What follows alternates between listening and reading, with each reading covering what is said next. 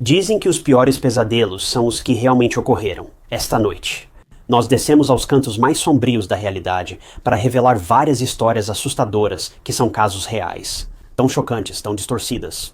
Elas borram as linhas entre fato e medo, algumas das quais são mistérios que nunca serão resolvidos. Essas são as 5 histórias de crimes reais mais insanas.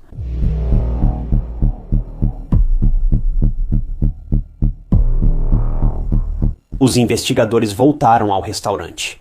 Eles já tinham vasculhado essa área de cima a baixo antes, parecia que já tinham visto tudo o que havia para ver, mas agora seus olhos estão voltados para a lixeira. Dezembro de 2018. Uma garota de 17 anos desapareceu, Brianna Huxley. Ela desapareceu a poucos metros de casa, e agora a polícia tem a tarefa nada invejável de encontrá-la. Infelizmente, todos os esforços deles até agora os trouxeram ao container de lixo. Então, sem hesitar, um dos detetives toma a iniciativa. Ele se aproxima do container e abre a tampa.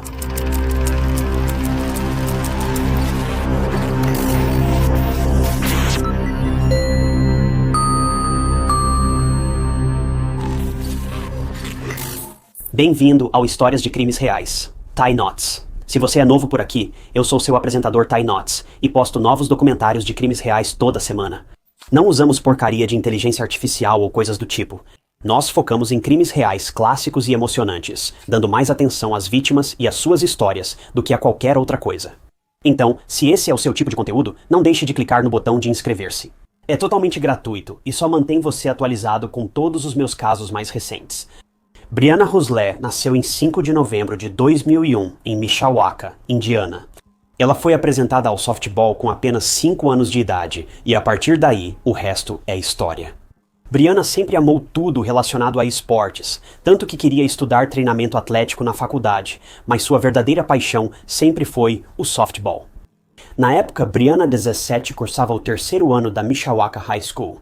Ela integrou as líderes de torcida nos 2 primeiros anos, e foi gerente dos times de futebol americano e softball da escola.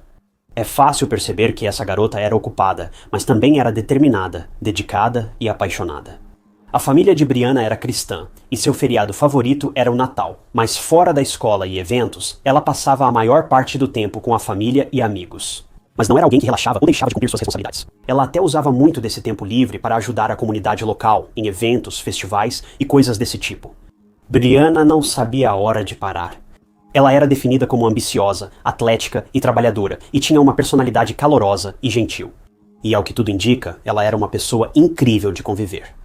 Na comunidade, quem queria algo feito podia contar com Brianna. Ela era a própria definição de um pilar da comunidade local, mesmo com apenas 17 anos de idade. O último evento em que ela trabalhou foi o banquete esportivo da escola secundária de Mishawaka. Ela era responsável por agendar as coisas e enviar os convites pelo correio. Na verdade, ela estava esperando o lote mais recente desses convites chegar naquela tarde fatídica de dezembro de 2018. Mas, tragicamente, ela nunca recebeu nem enviou esses convites. E isso porque, justamente naquela tarde, Brianna desapareceu.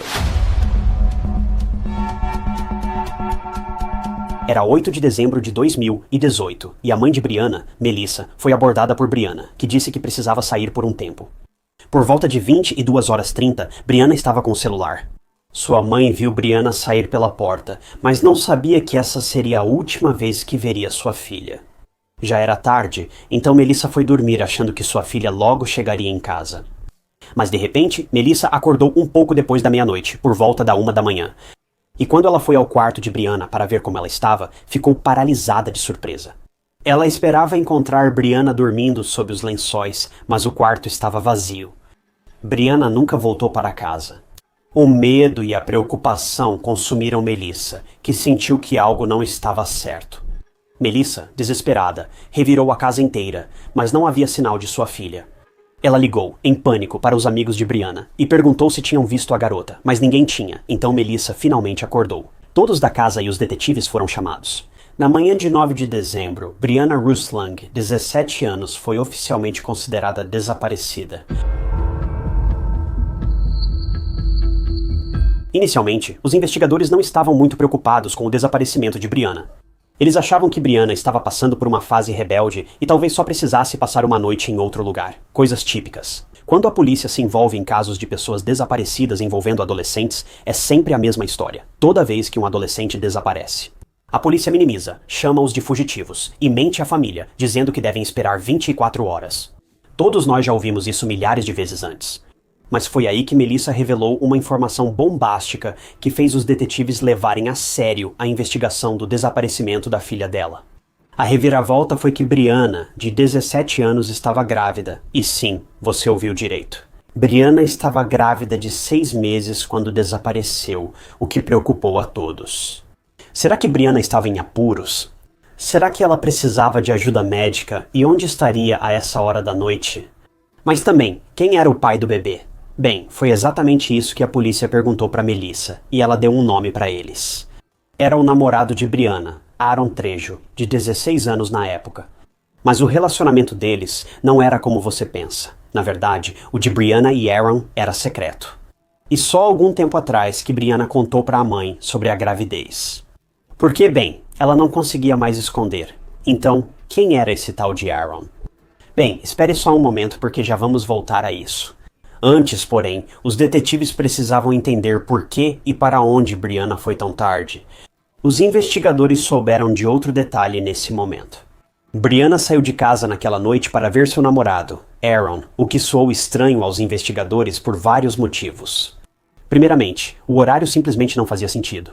O que poderia ser tão importante a ponto de 2 adolescentes precisarem discutir isso um com o outro tão tarde da noite?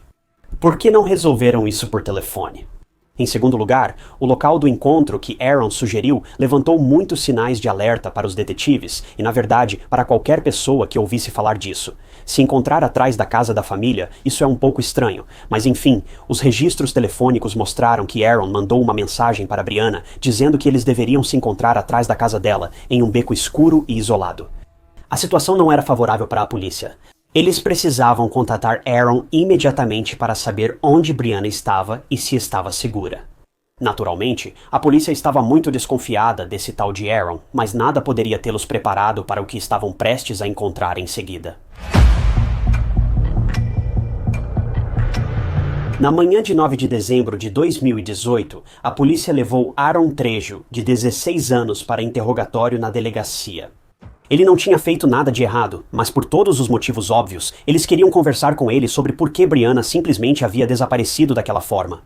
Os detetives descobriram que, ao acordar a 1 hora e não ver sua filha grávida em casa, Melissa se preocupou. Ela ligou para os amigos de Brianna em busca de mais informações. E bem, uma das pessoas para quem Melissa ligou foi ninguém menos que Aaron. Melissa sabia que Brianna tinha saído para se encontrar com Aaron, então ele foi a primeira pessoa da lista para quem ela ligou. Mas o que Aaron contou para Melissa a deixou ainda mais confusa. Veja, Aaron disse a Melissa que estava em casa e, apesar de ter chamado Brianna, ela não apareceu. Aaron explicou que esperou por muito tempo atrás da casa da Brianna, mas quando percebeu que ela não viria, decidiu simplesmente voltar para casa.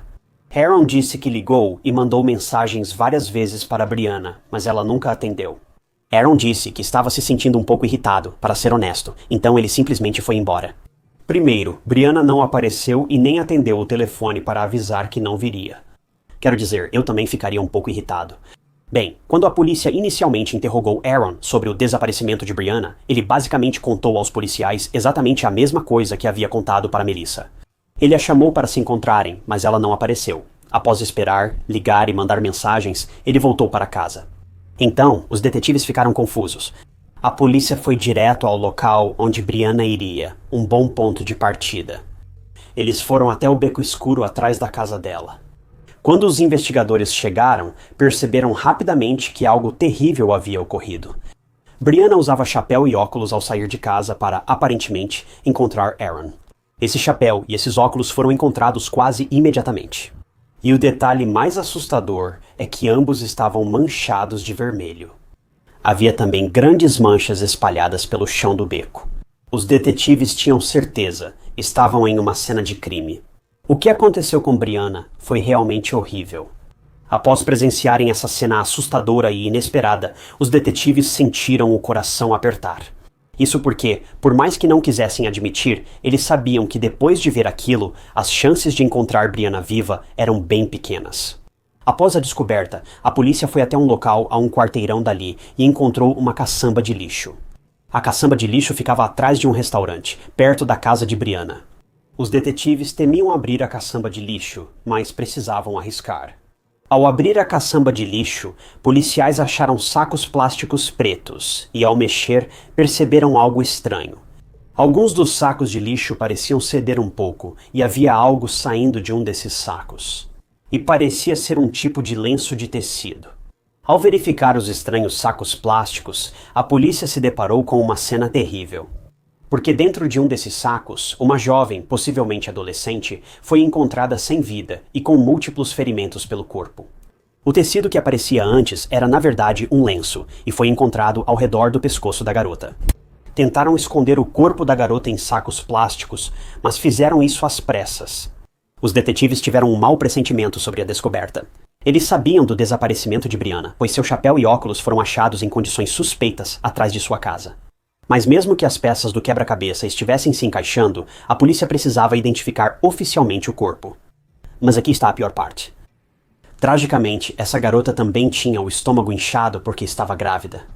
Isso significava que quem colocou essa garota no lixo não tirou apenas a vida dela, mas também a vida do seu filho. O corpo dela foi logo enviado para a identificação, mas era apenas um procedimento padrão. Ao verem a garota, os detetives sabiam sem dúvida que era Brianna. Nem ela nem o bebê sobreviveram, e a busca da polícia por Brianna terminou tragicamente. Brianna morreu, e seu bebê também não sobreviveu. Quando os detetives avisaram a família de Brianna, eles ficaram devastados.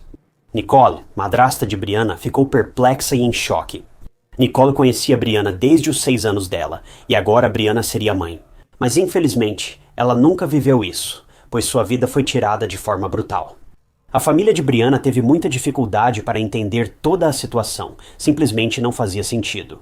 Brianna estava em casa há poucas horas, impossível ser achada agora em uma lixeira.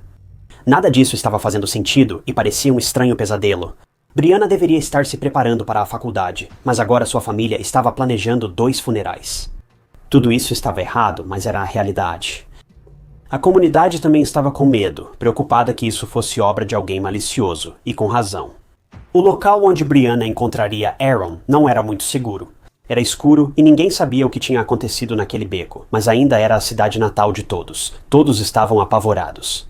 A comunidade obviamente estava esperando respostas da polícia e queria o responsável atrás das grades, o mais rápido possível. Bem, foi exatamente isso que os investigadores decidiram fazer, porque eles já tinham um suspeito em mente, mas não era uma pessoa aleatória. Para a polícia, o ataque contra Brianna parecia muito pessoal e cheio de raiva, e certamente foi um crime passional. Logo após, a autópsia revelou que Brianna foi atacada com arma afiada. O agressor também tentou sufocá-la com o mesmo lenço achado em seu pescoço. Todos esses sinais indicavam que o agressor poderia ser alguém que conhecia Brianna, e felizmente para a polícia, eles já estavam de olho em uma pessoa em particular. A polícia já havia conversado com Aaron antes, mas agora que encontraram o corpo de Brianna, ele pode ter sido a última pessoa a vê-la. Era apropriado que investigassem mais para descobrir o que ocorreu naquele beco. Ao saberem que Aaron Trejo era interrogado sobre o assassinato de Brianna, as pessoas ficaram ainda mais confusas. Em parte porque era estranho ver a polícia interrogar um garoto de 16 anos pelo assassinato de uma jovem grávida. Outro motivo era que ninguém sabia. Aaron e Brianna nem tinham um relacionamento, e ninguém sabia que Brianna estava grávida dele. Isso porque Brianna e Aaron estavam fazendo o possível para manter o relacionamento deles em segredo. Aaron e Brianna já se conheciam desde o ensino fundamental, mas não eram próximos. Eles estudavam na mesma escola, tinham várias aulas juntos e eram bem familiarizados. Basicamente, eles se viam, se conheciam, mas só quando os dois estavam no ensino médio e Brianna entrou para o time de futebol como gerente que Aaron realmente tomou a iniciativa de conversar com ela. Veja, Aaron amava futebol americano. A família dele disse que, se havia uma coisa pela qual ele era apaixonado, era esse esporte. Ele vinha de uma família cristã devota e era visto como calmo e divertido. Depois de algum tempo juntos na escola, Brianna e Aaron viraram amigos, e logo algo a mais. Mas havia uma coisa que as famílias de Brianna e Aaron não sabiam, que os dois estavam em um relacionamento. Acredito que Brianna e Aaron decidiram manter o relacionamento em segredo, mas não temos certeza do motivo. Mesmo assim, a amizade de Brianna e Aaron evoluiu rápido e logo eles já tinham um relacionamento físico. Foi em julho de 2018 que Brianna recebeu essa notícia inesperada. Ela estava grávida e a criança era de Aaron, mas Brianna escondeu a gravidez de Aaron. Da mesma forma, Brianna também tentou manter a gravidez em segredo da família, mesmo que Aaron e os pais de Brianna não soubessem sobre os dois. Melissa, mãe de Brianna, logo percebeu o que a filha escondia. Afinal, era questão de tempo. Brianna tentou esconder a gravidez, mas sua mãe descobriu quando ela começou a mostrar. Mesmo mantendo a gravidez em segredo, Brianna estava nas nuvens e muito animada para ser uma mãe jovem. Ela foi a todas as consultas médicas conforme o planejado, imagino que com a mãe dela, e logo descobriu que teria uma menina. Brianna estava realmente nas nuvens, mas o problema era que ela não conseguia mais esconder nada disso. Agora ela já mostrava sinais claros da gravidez, após cerca de 4 ou 5 meses.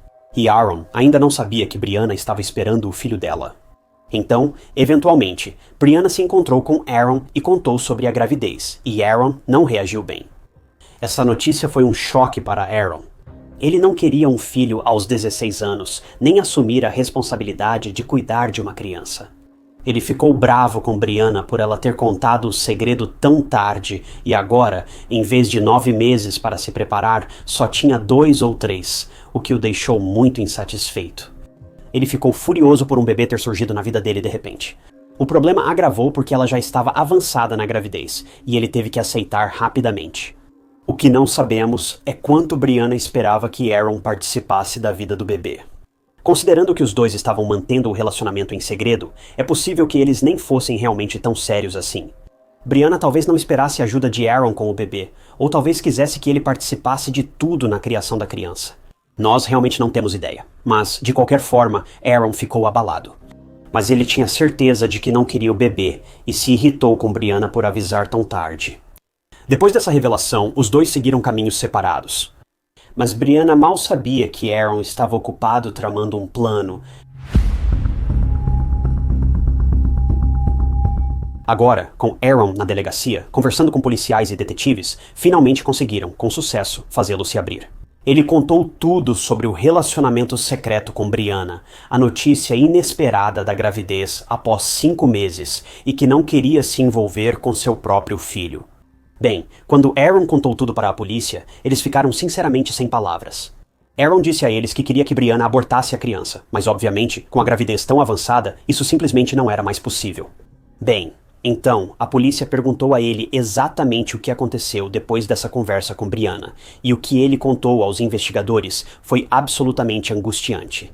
Aaron confessou que já tinha decidido que não queria o bebê e que estava longe de estar satisfeito com Brianna. Então, em vez de, conversar com os pais dele e tentar encontrar uma solução para essa situação, Aaron começou a planejar. Uma semana antes de Brianna desaparecer, ele queria que ela e a criança sumissem, então pegou sacos plásticos pretos e uma faca muito afiada na cozinha. E agora, tudo o que restava a fazer era atrair Brianna para sua armadilha mortal. Brianna não esperava uma reação tão negativa de Aaron. Ela estava em casa, indo para a escola e enfrentando as mudanças da gravidez. Ela estava cansada, tinha dificuldade para acompanhar os estudos, mas ainda assim estava muito feliz. E como era dezembro, ela estava contando os dias até o seu feriado favorito, o Natal. Aaron, por sua vez, confiava que seu plano brilhante abriria caminho para ele. E dentro de uma semana, não haveria mais bebê, e definitivamente não haveria mais Brianna. Na noite de 8 de dezembro, Aaron pediu para Brianna encontrá-lo atrás da casa dela por mensagem. Quando Brianna chegou, Aaron logo brigou com ela pela gravidez. O quanto ele não queria a criança e o quanto queria que ela se livrasse dela completamente, mas Brianna obviamente recusou em todos os momentos. Bem, foi aí que Aaron ficou furioso, puxou a arma e mirou no peito de Brianna. Ele a atacou várias vezes até ela cair e depois usou o lenço nela para garantir que não sobreviveria. Tudo isso, até agora, era além de aterrorizante. Mas quando você lembra que quem fez isso foi um garoto de 16 anos, é algo completamente diferente. Quando Brianna parou de lutar, Aaron cobriu seu corpo com sacos plásticos e a jogou em uma lixeira a poucos passos da casa dela. Aaron jogou fora o corpo de sua namorada grávida como se fosse lixo. E, nesse processo, ele também tirou a vida de sua própria filha, que ainda nem havia nascido. Após o assassinato, Aaron deixou o local levando a arma do crime e o celular de Brianna. Ele jogou essas duas coisas em um lago próximo e depois foi para casa como se nada tivesse acontecido. É inacreditável que um adolescente possa ser capaz de um crime tão cruel. Tudo porque ele não queria que sua vida mudasse por decisões que ele tomou. Depois que os detetives ouviram tudo isso, eles souberam que estavam certos em suspeitar de Aaron. Aaron continuou dizendo aos investigadores: "Eu tomei uma atitude, tirei a vida dela." Ao ser questionado sobre a arma do crime, Aaron disse que a escolheu estrategicamente para que Brianna morresse mais rápido. Preciso lembrar novamente que Aaron só tem 16 anos. No final das contas, Aaron foi acusado como adulto por 2 acusações de assassinato, uma por Brianna e outra pelo bebê Aurora. Em 31 de outubro de 2019, menos de um ano após o assassinato de Brianna, Aaron primeiro declarou-se inocente, mas depois assumiu a culpa. Após tudo resolvido, ele foi condenado a 65 anos de prisão, 55 pelo assassinato de Brianna e 10 por Aurora. Aaron deve sair da prisão por volta dos 70 anos. O funeral de Brianna ocorreu em 17 de dezembro de 2018, na Igreja Batista Nova Vida. Ela foi sepultada, cercada por seus entes queridos, todos de coração partido. Brianna era uma garota alegre, doce e forte, que tinha muitos planos para o futuro. Ela estava incrivelmente animada para conhecer sua nova filha e pronta para abraçar as mudanças que a vida havia colocado em seu caminho. Mas agora, tudo isso se perdeu num piscar de olhos. Tudo porque o pai do bebê não queria a criança e ficou bravo com ela por ter contado tão tarde. Tudo isso foi desnecessário porque a situação poderia ter sido facilmente resolvida. Se Aaron e Brianna tivessem envolvido os adultos em suas vidas e explicado a situação, os direitos poderiam ter sido transferidos. A adoção poderia ter sido uma opção. Poxa, até se ele só pegasse suas coisas e fugisse, teria sido melhor que isso. 2 famílias perderam sua filha e seu filho, tudo por causa das ações de uma pessoa, e agora suas vidas nunca mais serão as mesmas. Os pais de Brianna ainda não conseguem superar o puro horror de como perderam Brianna até hoje. Sempre que eles olham o contato de Brianna ou as mensagens dela em seus celulares. Eles precisam reviver essa tragédia, cientes de que nunca mais terão uma resposta engraçada da filha. Tudo isso e pra quê? Tudo porque um garoto idiota simplesmente não queria crescer.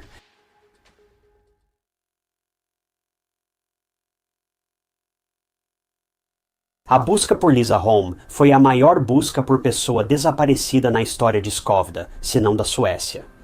A jovem de 17 anos sumiu após encerrar seu turno no Café 40.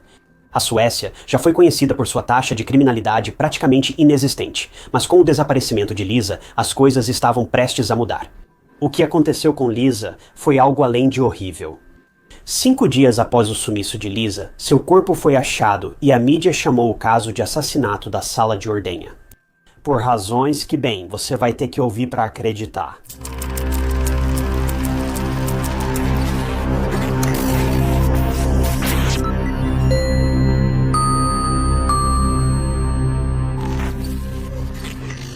Bem-vindo ao True Crime Stories, Ty Knots. Sou Ty Knots e trago novos documentários de crimes reais toda semana. Então, se você gosta desse tipo de coisa, e vamos ser honestos, se você está assistindo a este vídeo, provavelmente gosta. Não se esqueça de clicar no botão de inscrever-se. Não custa nada, e só mantém você atualizado com todos os meus vídeos futuros. Lisa Holm nasceu em Skövde, Inglaterra. Lisa sempre gostou de viajar e queria estudar no exterior, na Austrália. Era considerada gentil, animada, positiva e amorosa. Ela era muito prestativa com as outras pessoas e adorava a ideia de ser independente. Por isso, ainda adolescente, Lisa começou a trabalhar em vários empregos de meio período para ganhar dinheiro. Semanas antes do caso de hoje, Lisa conseguiu emprego em uma cafeteria em Blomberg. A cafeteria estava a 40 minutos de sua casa, e um dos pais levava e buscava Lisa do trabalho todos os dias, já que era a primeira vez que Lisa trabalhava tão longe de casa. Seus pais queriam levá-la e buscá-la para ficarem tranquilos, mas em 7 de junho de 2015, já fazia apenas algumas semanas desde que Lisa havia começado a trabalhar no café e ela estava confiante de que agora poderia ir trabalhar sozinha. Mas tragicamente, o primeiro dia em que Lisa conquistou independência seria também o último.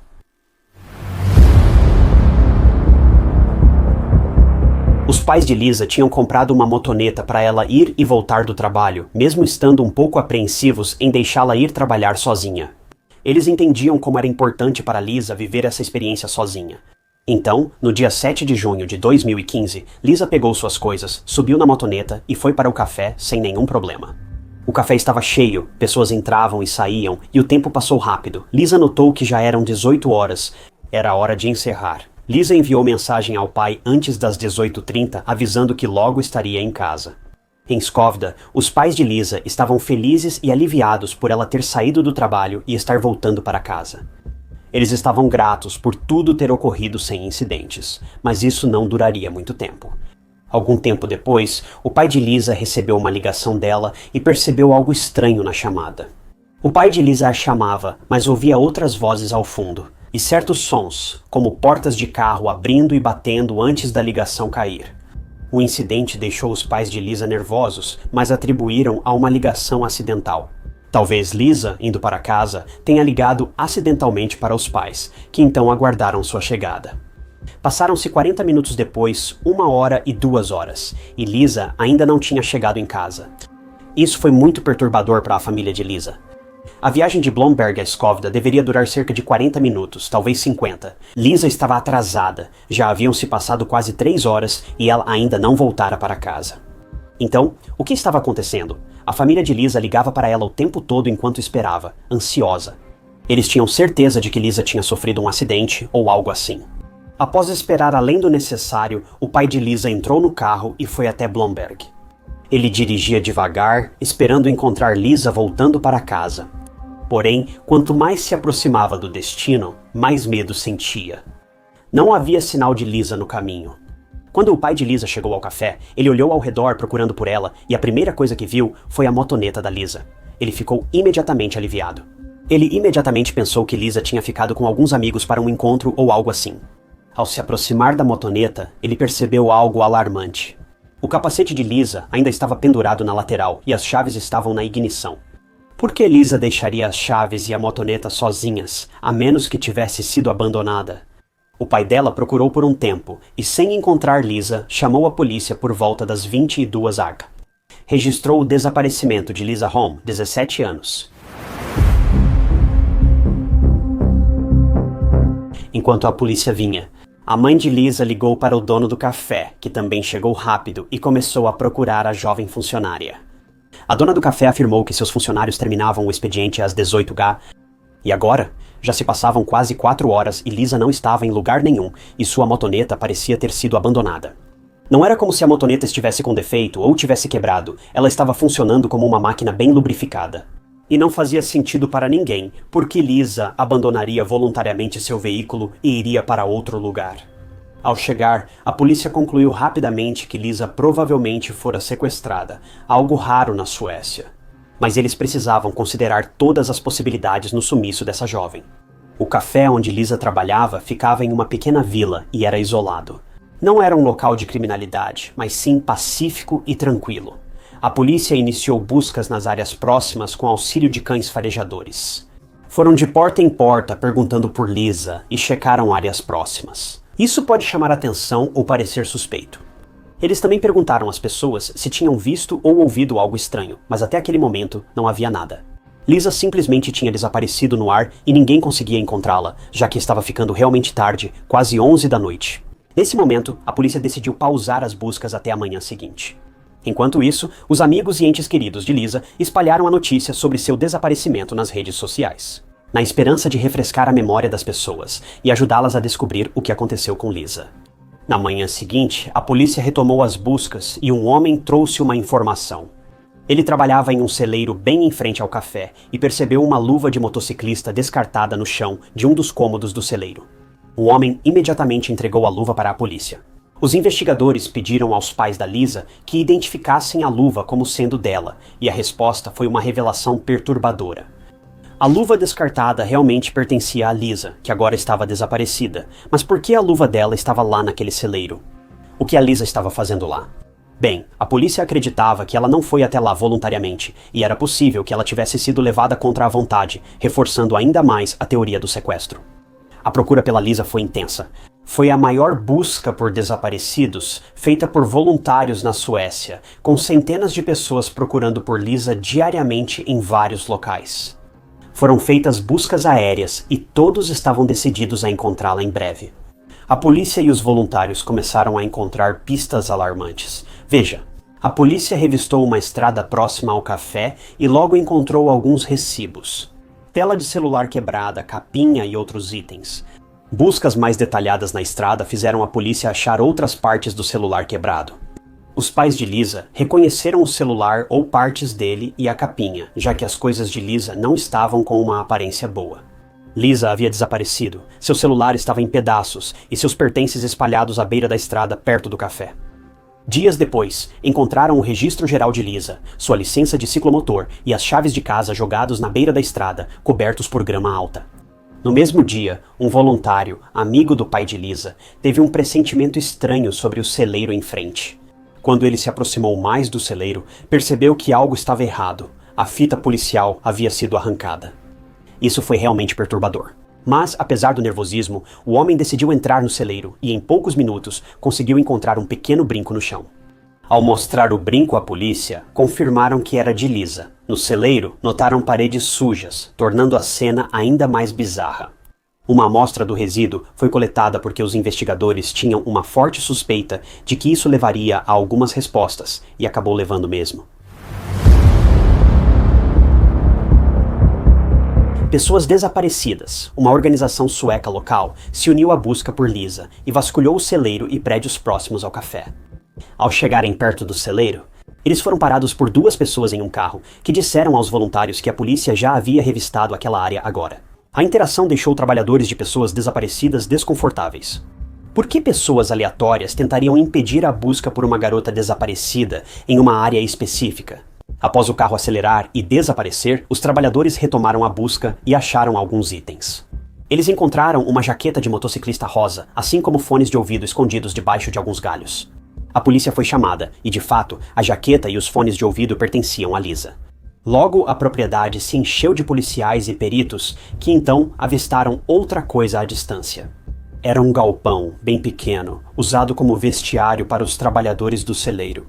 Também parecia que alguém tinha estado no galpão recentemente. Veja, o galpão estava cercado por grama alta, mas a grama que levava até a porta parecia ter acabado de ser pisada. Então a polícia decidiu investigar o galpão também, mas assim que entraram, foram atingidos por um odor perturbador e rançoso. Era um pesadelo lá. Não precisavam de mais confirmação de que algo ruim ocorrera ali. Ao olharem ao redor, os detetives focaram em armários de roupas encostados na parede. A maioria estava vazia e fechada, exceto um, cheio até a borda e aberto.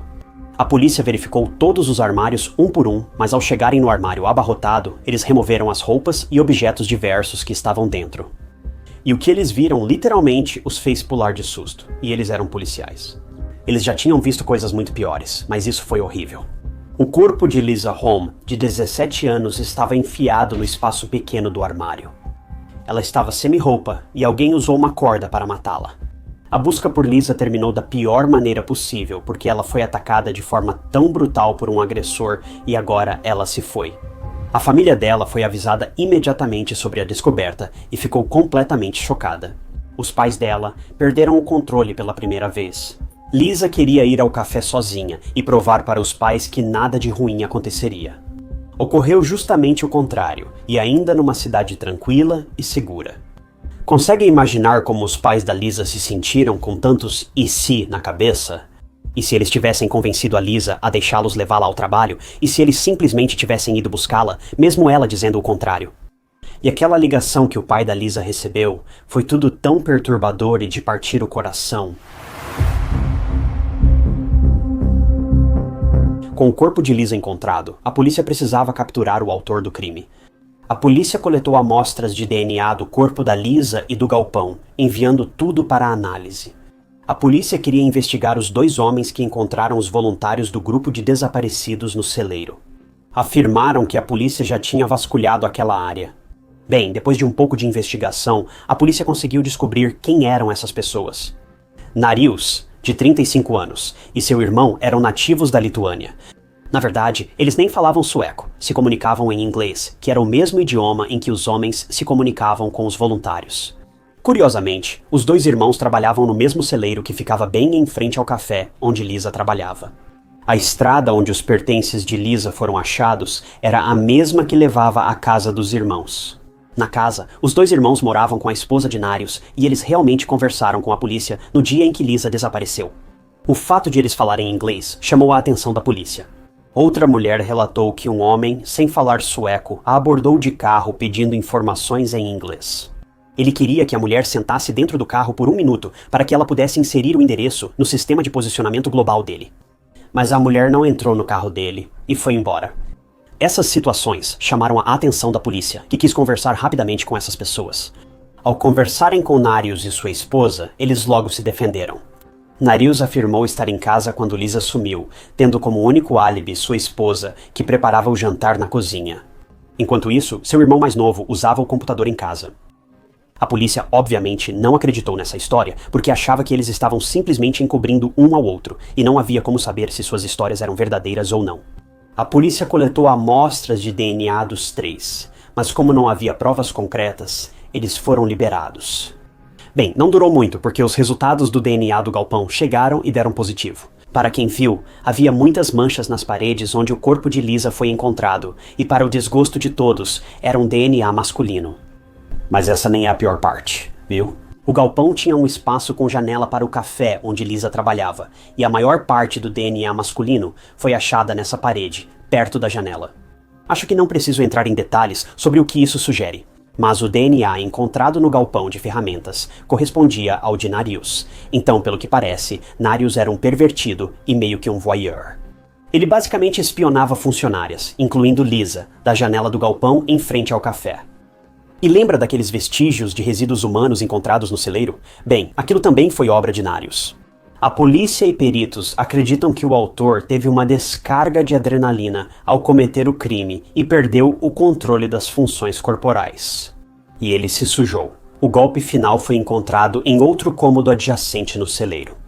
Servia como sala de ordenha de vacas. Lá dentro, encontraram a corda usada no assassinato de Lisa e o DNA dela e de Narius, espalhados pelo cômodo e no cano onde a corda esteve amarrada. Após acharem as provas incriminatórias, detetives encontraram fios de cabelo loiro de Lisa no quarto de Narius. Narius havia sido pego, mas ele e sua esposa ainda se agarravam firmemente à sua versão da história. Destacaram que alguém tentava incriminar Narius e que ele não tinha envolvimento com o ocorrido com Lisa. Isso foi até a polícia conversar com o irmão mais novo de Narius, e ele acabou sendo a ruína de Narius. O irmão mais novo não aguentou mentir para a polícia, então se apresentou e contou tudo. Na verdade, Narius não estava em casa quando Lisa sumiu, e segundo sua esposa e até seu irmão mais novo no início, ele esteve em casa entre 18H e 20H, na noite de 7 de junho de 2015, e ele só saiu depois das 20 horas. Para ir a um posto de gasolina local comprar comida, mas dessa vez, o irmão mais novo de Narius teve uma história diferente. Ele afirmou que Narius obrigou seu irmão a dizer que ele estava em casa entre 18H e 20H, e quando ele perguntou onde Narius realmente estava, seu irmão começou a revelar tudo. Ele disse que Narius sumiu quase toda a noite, voltando só por volta das 19h30 ou 20 horas. Naquela noite, ele estava desgrenhado, com roupas sujas, como se tivesse rolado na terra. Ele tirou as roupas e colocou na máquina de lavar, algo incomum, pois Narius nunca fazia isso imediatamente, normalmente colocava no cesto. Para piorar, ao verificar os eletrônicos de Narius, a polícia encontrou algo muito perturbador. Narius frequentava sites adultos e assistia a vídeos adultos realmente questionáveis, que beiravam a ilegalidade. Mesmo que não houvesse provas definitivas de que Narius forçou Lisa durante o ataque, especula-se que ele sentia prazer em ver pessoas sofrendo e sentindo dor. E assim, após essas descobertas, Narius foi preso pelo assassinato de Lisa e aguardava julgamento. O que foi surpreendente é que a esposa de Narius ficou ao lado dele durante todo o julgamento. Ela nunca acreditou que seu marido fosse o autor do crime. E o casal chegou ao ponto de culpar o irmão mais novo, dizendo que ele era quem havia assassinado Lisa. E de alguma forma espalhou o DNA de Narius por todo lugar, mas ninguém ficou convencido, porque a única pessoa que não tinha um álibi era o próprio Narius. A promotoria alegou que Narius observava o café pela janela do celeiro há muito. Espionando jovens mulheres desavisadas em 7 de junho, Narius teria atraído Lisa para seu carro ao sair do trabalho, fingindo pedir informações. Lisa entrou no carro de Narius e foi dominada naquele momento. Narius foi até o celeiro, matou Lisa na sala de ordenha e ficou sujo de excitação doentia. Ele teria colocado o corpo de Lisa no carro, dirigido até o galpão de ferramentas e descartado seus pertences na estrada de terra. No processo, ele colocou o corpo de Lisa em um armário, cobriu com roupas e deixou o galpão de ferramentas. Tudo isso em menos de 1 hora, o que assusta pensar. Bem, 5 meses após o assassinato de Lisa, em 17 de novembro de 2015, o veredito finalmente foi dado. Narius recebeu prisão perpétua na Suécia. Ele foi preso em segurança máxima, mas depois pediu transferência para a Lituânia, esperando reduzir a sentença. Ele foi transferido para seu país natal em 2017 e reduziu a sentença para 15 anos. Mas a felicidade durou pouco, pois sua condenação foi restabelecida no mesmo ano e ele teria que passar o resto da vida preso na Lituânia. O funeral de Lisa foi realizado em 7 de julho de 2015, aproximadamente 1 mês após seu assassinato, e ela foi sepultada na igreja de Cedars, nos arredores de Skofta. A família de Lisa sofreu uma grande perda e desejava que o assassino de sua filha não recebesse misericórdia. No entanto, ainda ocorreria algo que resultaria em um desfecho insatisfatório para este caso. Detesto que ainda falemos de Narius, que não merece atenção. Relataram que ele foi provocado e intimidado na prisão, chegando a ser espancado e ficando roxo e machucado. Esse assédio também perseguiu Narius até a Lituânia. Quero dizer, definitivamente é uma espécie de retorno kármico. Mas em 3 de abril de 2022, as coisas tomaram um rumo cruel quando Narius foi encontrado com um ferimento fatal no pescoço enquanto caminhava na prisão. Ele não sobreviveu e faleceu no caminho para o hospital. É devastador que a família de Lisa tenha sentido um pouco de justiça. Mas apenas 7 anos após a sentença, eles já não sentiam satisfação em saber que o assassino da filha sofria na prisão, pois agora ele foi morto por um companheiro de cela. A família de Lisa está de coração partido, não só porque o assassino da filha saiu tão facilmente, mas também porque tudo isso aconteceu em primeiro lugar para a família dela. Não houve justiça, alívio ou qualquer aspecto positivo, só sentiram dor sobre dor. Mas, se houver justiça, eles podem descansar sabendo que o assassino de Lisa. Ele pode até ter escapado nesta vida, mas sua punição não será tão leve. Na próxima...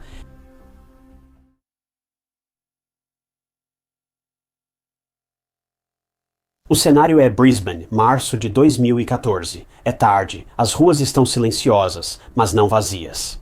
Sob o brilho dos postes de luz, uma jovem caminha para casa depois de sair da biblioteca. Ela está cansada, mas focada e a poucos minutos de chegar em segurança. O nome dela é Sophie Colombet, tem apenas 21 anos, é brilhante, ambiciosa e está a milhares de quilômetros de sua família na França, perseguindo seu sonho de um futuro nos negócios. Mas naquela noite, Sophie não volta para casa. Na manhã seguinte, ela é achada assassinada em uma rotunda à beira do rio, sem testemunhas ou respostas claras. Apenas um mistério violento que vai abalar a cidade até o seu núcleo e deixar todos se perguntando por quê. Sophie.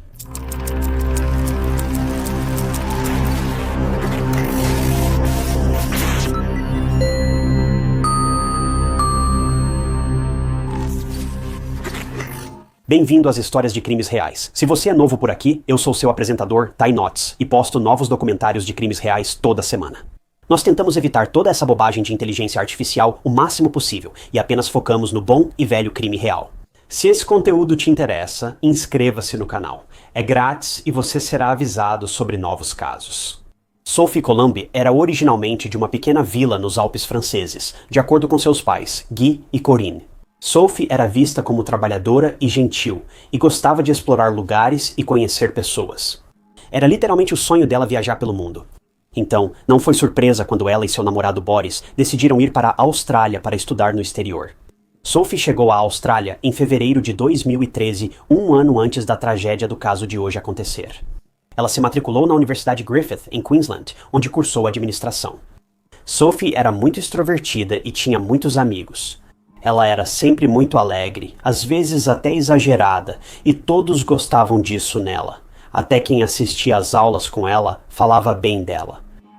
Sophie trabalhava como vendedora de porta em porta, ideal para sua personalidade extrovertida, e também dava aulas de francês. Em certo momento, ela era só uma estudante animada por estar longe de casa, mas também tentava se sustentar. Mas mesmo que Sophie adorasse viajar, não demorou muito para que ela fosse atingida pela sensação familiar de saudade de casa. Ela sentia falta da família e amigos na França, mas também tinha amigos e o namorado Boris aqui. Mas tudo estava para mudar, pois Sophie e Boris eram estudantes com visto. O tempo de Boris acabou primeiro, e ele teve que voltar para a França. Sophie, sem querer ficar sozinha em um país estrangeiro, decidiu voltar à França para se reunir com seu namorado e família.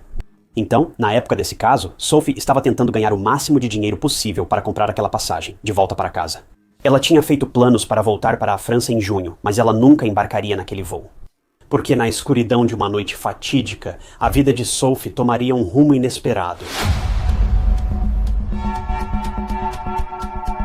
27 de março de 2014 era só mais um dia para Sophie. Ela tinha aulas à noite e seguia sempre o mesmo caminho de volta para casa. Sophie não estava em um lugar estranho, já fazia esse caminho há muito tempo. Segundo câmeras e polícia, ao refazerem os passos de Sophie, ela deixou o campus Nathan da Universidade Griffith por volta das 20h30. Ela costumava pegar um ônibus da universidade ao centro cultural e no dia fatídico, investigadores acham que fez o mesmo.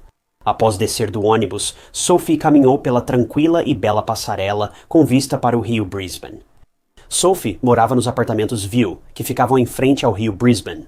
Para chegar ao outro lado, Sophie teria que pegar a ponte Go-Between, mas nunca chegou lá e foi vista pela última vez às 21h. Na ponte Kurilpa, que fica a apenas alguns minutos da ponte William Jolly, havia muitas pontes e elas basicamente se conectavam umas às outras. Mas em algum lugar, durante sua caminhada pelo rio Brisbane e pela ponte William Jolly, Sophie foi sequestrada algumas horas depois, que na verdade já era no dia seguinte, em 28 de março por volta das 6 da manhã. Após a chuva, alguns corredores e pedestres estavam no Parque Carilpa para correr ou passear com seus cachorros. Muitas pessoas passaram por uma rotunda, uma estrutura com telhado curvo ou em cúpula e pilares de madeira nas laterais. Mas ao passarem, muitas pessoas viram o que parecia ser uma pessoa em situação de rua deitada no chão, dormindo na rotunda. A pessoa estava coberta com uma jaqueta e alguns jornais. Ninguém parou para olhar para a pessoa, e de longe, todos pensaram que era apenas uma pessoa em situação de rua tirando um cochilo. Eles estavam enganados, só descobriram às 6h, quando um corredor ou outra pessoa em situação de rua realmente se aproximou dessa pessoa que dormia sob a rotunda, tentou acordá-la e quando fez isso, ficou completamente sem palavras. Porque debaixo do jornal e do casaco estava o corpo despido e sem vida, não dormindo, de uma mulher. Era difícil distinguir detalhes, pois o rosto dela estava coberto de ferimentos. Ela foi espancada quase até a morte, o que era horrível. Enquanto isso, a milhares de quilômetros na França. Boris mexia no computador e viu algumas fotos nas redes sociais. Eram fotos de joias, e imediatamente Boris reconheceu todas as peças de joias a que pertenciam. Sua namorada, Sofia, mas será que essa postagem era de alguma pessoa aleatória na internet vendendo as joias dela? Bem, não era. A própria polícia de Brisbane fez a postagem. Na Austrália, divulgaram fotos das joias de uma mulher assassinada em um parque de Brisbane. Boris não acreditava no que via, não podia ser Sophie, mas sabia que precisava chamar a polícia. Mesmo sem querer acreditar, Boris percebeu que as joias eram da Sophie e contou tudo à polícia de Brisbane. As joias realmente pertenciam à sua namorada de 21 anos, Sophie Columbet. E agora, os investigadores tinham novidades para ele, que sinceramente mudariam sua vida para sempre. O amor da vida dele, sua namorada Sophie Columbet, agora se foi e ela havia sido assassinada. Detetives e serviços de emergência foram chamados ao parque e ficaram perplexos com a cena. Esse parque era muito público. Podia assustar um pouco à noite, mas não era exatamente uma área remota. As pessoas literalmente andavam por essa área o dia todo e a noite toda. Na noite em que Sofia voltava para casa, chovia muito, então quase não havia pessoas por perto. Mas em segundo lugar, os investigadores ficaram surpresos com a brutalidade do crime contra Sofia. Após Boris acionar a polícia, os investigadores descobriram quem era a mulher, deixando todos ainda mais assustados. Brisbane enfrentava vários ataques a estudantes estrangeiros de intercâmbio. Então, a polícia temia que fosse obra de um serial killer ou algo assim. Mas antes que pudessem correlacionar os crimes, eles queriam procurar mais evidências primeiro. O corpo de Sophie foi para a autópsia e descobriram que ela foi severamente atacada. Foi lento, doloroso e angustiante. Ela tinha várias feridas defensivas no corpo, e os ferimentos totalizavam cerca de 130, o que é simplesmente insano. Além disso, se a forma como o corpo de Sofia foi encontrado já não fosse confirmação suficiente, o crime também tomou um rumo perverso, pois ela foi abusada. Os investigadores coletaram DNA debaixo das unhas de Sofia e o mantiveram por enquanto. Enquanto isso, precisavam desvendar o caso. Uma estudante da França foi morta sem piedade por alguém, e eles precisavam encontrar o autor o mais rápido possível. Porque e se eles atacarem de novo? E se mais alguém se machucar? A família de Sophie logo foi informada sobre o falecimento trágico e precoce da filha e não conseguia acreditar. Agora, todo pai fica preocupado de certa forma, especialmente quando seus filhos vão para outro país para estudar ou trabalhar. Mas nem nos seus sonhos mais loucos, os pais de Sophie imaginaram que algo assim aconteceria com ela. Ela já estava morando na Austrália há cerca de 1 ano e tudo estava indo bem. Então, onde e como tudo deu errado? Até Nancy, amiga de Sophie que estava com ela na noite em que pegou o ônibus para casa, tinha dificuldade para entender. Esse ataque sem sentido a uma garota doce, amorosa e trabalhadora, que sempre ficava na dela. Os detetives precisavam começar de algum lugar, e eles começaram por um abrigo para pessoas em situação de rua. Agora, eu não sei o que levou os investigadores até aqui, mas eles estavam no caminho certo. Talvez tenha sido perto de onde Sofia foi atacada ou abandonada, ou por outro motivo incerto, mas a polícia foi a um albergue católico para homens em situação de rua, e tudo foi estranho desde o início. Investigadores descobriram que os homens, em sua maioria criminosos em liberdade condicional, moravam no albergue com toque de recolher. Um dos homens do albergue sempre violava as condições, mas o local não tomava medidas rigorosas. Contra esse homem, ele basicamente podia fazer o que quisesse, sem consequências. Os detetives ficaram em alerta máximo ao ouvir esse detalhe, seja por instinto de investigador ou sexto sentido. Eles simplesmente sabiam que havia algo suspeito sobre esse cara em particular. Seu nome era Benjamin James Millward, natural de Ipswich, Queensland. Depois de vasculhar horas de imagens de câmeras de segurança do mesmo dia em que Sophie foi vista pela última vez e da mesma área em que ela foi vista, os investigadores finalmente tinham uma pista. Eles viram um rosto parecido nas imagens, acendendo um cigarro e andando despreocupadamente no mesmo lugar que Sophie. Nós não sabemos muito sobre Benjamin, mas tudo o que você realmente precisa saber é que ele não era estranho à prisão ou ao crime nesse caso. Ele já havia sido preso várias vezes por crimes violentos, roubo e também por envolvimento com tráfico de substâncias ilegais. E ele era simplesmente uma má influência na comunidade. Ele começava brigas do nada. Ele era pervertido e assustador. A prisão era o único lugar para alguém ameaçador como Benjamin. Bem, a polícia queria colocar as mãos nesse cara, então eles começaram a busca. Analisaram as câmeras de segurança, descobriram o destino de Benjamin e 2 semanas após o assassinato e descoberta do corpo de Sofia, ele foi preso. Em Nova Gales do Sul, onde ele acabara de se candidatar a um emprego em uma agência. Assim que o prenderam, os policiais coletaram uma amostra de DNA dele para comparar com o DNA encontrado no corpo de Sofia. Mas isso era mais fácil falar do que fazer, porque esse tipo de coisa leva tempo. Então, com isso, os policiais não podiam fazer nada além de esperar. Enquanto Benjamin estava sob custódia, os detetives o bombardearam de perguntas, mas a principal era: esse DNA corresponde ao encontrado em Sofia? Logo tiveram a resposta: o DNA era compatível. Embora estivesse provado que Benjamin estava presente quando Sofia foi atacada, e provavelmente era o agressor. Os investigadores ainda queriam obter todos os detalhes desse homem, mas Benjamin teve um problema. Ele disse à polícia que não lembrava muito sobre o ataque ou o motivo, porque ele estava totalmente drogado. Quando Benjamin atacou Sofia, estava sob efeito de drogas. E tanto que, pelo que parece, esse cara nem conseguia enxergar direito. Isso foi tão confuso para a polícia, pois sabiam que Benjamin não era um cidadão exemplar. Mas passar de roubo para um crime sério, violento e perverso que levou ao assassinato era demais para qualquer um aceitar. Os investigadores resolveram perguntar a Benjamin o que fazia na noite em que Sofia foi atacada. E afinal, como ele conseguiu as substâncias ilegais? Bem, Benjamin afirmou que estava morando no albergue mencionado anteriormente depois de ser solto da prisão, e que na verdade foi outra pessoa desse albergue que deu os produtos para ele. Ele admitiu aos detetives que costumava quebrar o toque de recolher e sair da instalação à noite, mas nunca teve problemas. Ele admitiu que, em certo momento, parou de voltar para casa e ficava na rua fazendo o que queria, pelo tempo que quisesse. As autoridades nunca notaram, ou se notaram, não se importaram. Você deve estar se perguntando, para onde Benjamin ia tão tarde? Bem, na maioria das vezes, ele saía para beber com os amigos, na noite em que Sophie foi atacada. Ele passou o dia no apartamento com um amigo, compartilhando mercadorias ilegais e bebendo. Ele se lembrou que, naquela noite, saiu do apartamento do amigo e encontrou Sophie, mas o restante dos detalhes estava confuso em sua mente. Durante seu interrogatório sob custódia, Benjamin afirmou que não se lembra de todos os detalhes do ataque, mas do que ele se lembra é de ter se aproveitado de Sophie. Ele também se lembra de tê-la agredido, mas com certeza não de ter tirado a vida dela. O mais trágico de tudo é que ele se lembra claramente que nunca esteve com uma arma. Ele decidiu matá-la com as próprias mãos. Preciso lembrar que fazia isso aleatoriamente? Ele atacou Sophie não porque ela fez algo para provocá-lo, mas sem motivo algum, apenas porque cruzou o caminho dela. Assusta imaginar como Sophie deve ter se sentido. Chovia.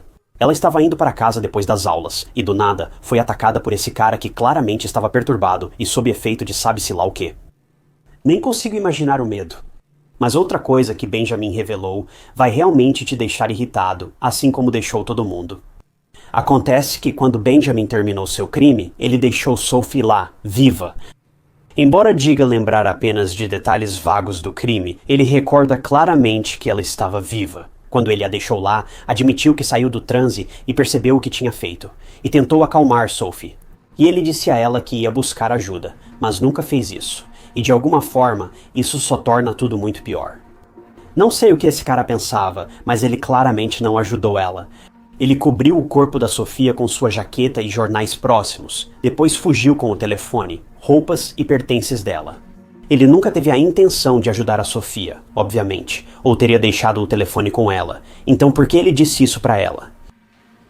Deve ter sido a ideia distorcida dele de algum tipo de piada cruel.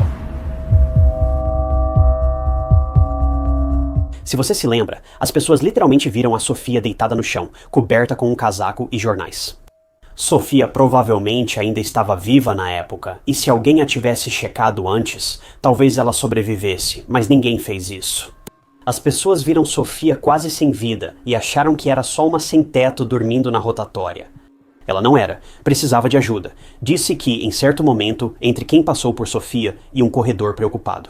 Uma pessoa sem teto verificou como ela estava durante esse tempo, e foi nesse momento que ela faleceu devido aos ferimentos. Mas quero deixar claro, não culpo os transeuntes. Ver um sem-teto desmaiado era comum. Não acho que alguém que conviveu com ela soubesse que ela precisava de ajuda. Eles só pensaram que era mais uma pessoa sem teto dormindo para curar a ressaca ou algo assim, e que logo ela iria se levantar e ir embora. Mas isso não muda o quão absolutamente trágico é que, se ao menos uma pessoa tivesse parado para ver como ela estava, ela provavelmente ainda estaria aqui. Quando todos souberam que Sofia foi encontrada morta sob a rotunda do parque.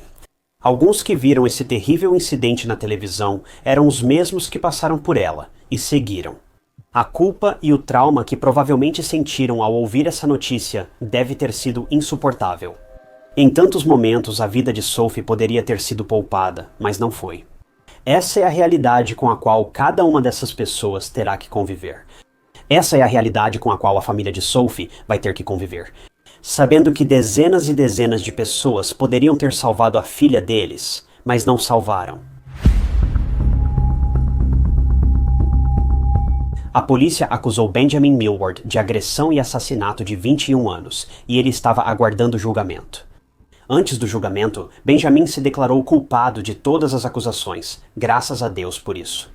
Essa decisão poupou a família de Sophie de passar por essa provação novamente. E sentar ali e ouvir como a filha deles perdeu a vida nas mãos de um estranho. O advogado de Benjamin disse que ele estava muito arrependido e chegou a pedir desculpas à família de Sophie por carta. Benjamin também foi visto no tribunal com a cabeça baixa e lágrimas escorrendo pelo rosto. Mas se o arrependimento ao menos trouxesse de volta o que aquela família perdeu, mas de forma estranha, não pode.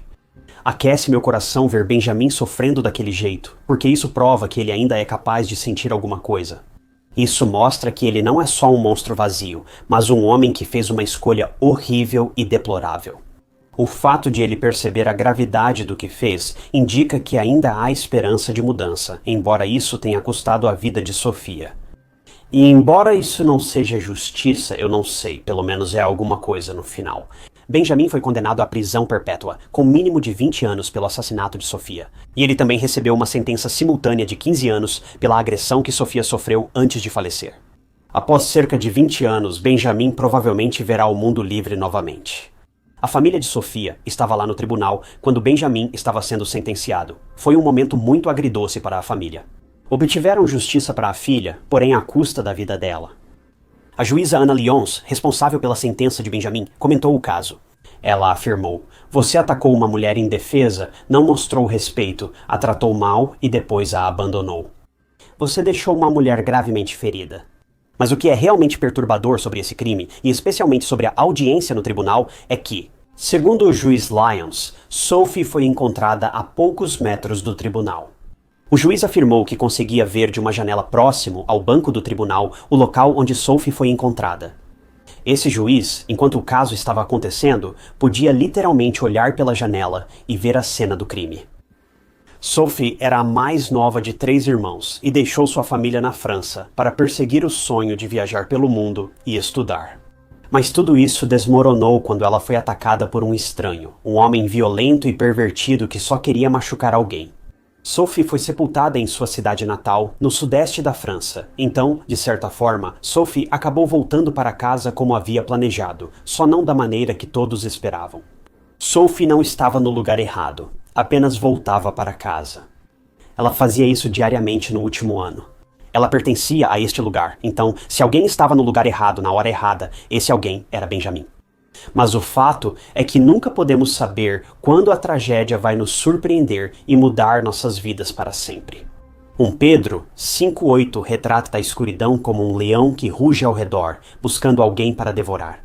Embora todos possamos acreditar que esses pensamentos sinistros, esses desejos sombrios, não nos afetam, bem, esse não é o verdadeiro problema. Podemos sentir que também somos imunes aos pensamentos selvagens que Benjamin teve. Mas isso não significa que as pessoas ao nosso redor sejam. Se a tentação ou a maldade, ou seja lá como você queira chamar, não conseguir nos alcançar, ela simplesmente vai para a próxima vítima mais próxima. As pessoas ao nosso redor, nós nunca estamos seguros.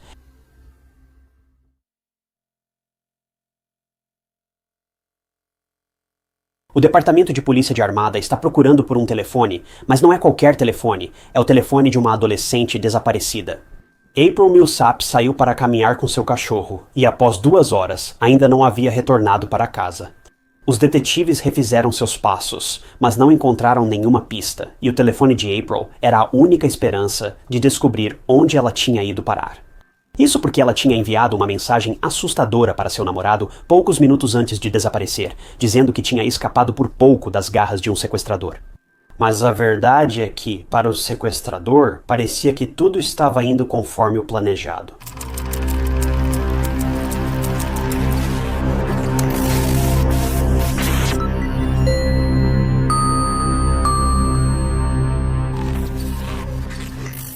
Bem-vindo às histórias de crimes reais.